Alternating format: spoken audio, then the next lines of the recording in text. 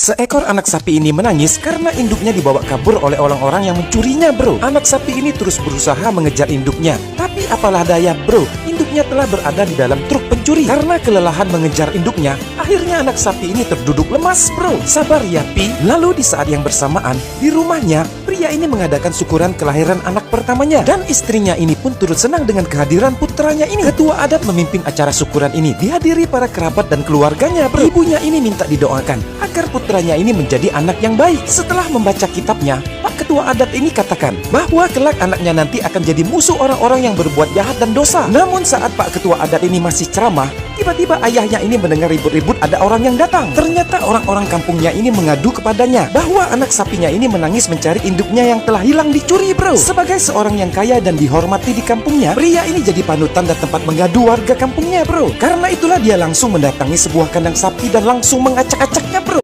Seekor anak sapi ini menangis karena induknya dibawa kabur oleh orang-orang yang mencurinya, bro. Anak sapi ini terus berusaha mengejar induknya. Tapi apalah daya, bro. Induknya telah berada di dalam truk pencuri. Karena kelelahan mengejar induknya, akhirnya anak sapi ini terduduk lemas, bro. Sabar ya, Pi. Lalu di saat yang bersamaan, di rumahnya, pria ini mengadakan syukuran kelahiran anak pertamanya. Dan istrinya ini pun turut senang dengan kehadiran putranya ini. Ketua adat memimpin acara syukuran ini. Dihadiri para kerabat dan keluarganya, bro. Ibunya ini minta didoakan agar putranya ini menjadi anak yang baik. Setelah membaca kitabnya, Pak Ketua Adat ini katakan bahwa kelak anaknya nanti akan jadi musuh orang-orang yang berbuat jahat dan dosa. Namun saat Pak Ketua Adat ini masih ceramah, tiba-tiba ayahnya ini mendengar ribut-ribut ada orang yang datang. Ternyata orang-orang kampungnya ini mengadu kepadanya bahwa anak sapinya ini menangis mencari induknya yang telah hilang dicuri, bro. Sebagai seorang yang kaya dan dihormati di kampungnya, pria ini jadi panutan dan tempat mengadu warga kampungnya, bro. Karena itulah dia langsung mendatangi sebuah kandang sapi dan langsung mengacak-acaknya, bro.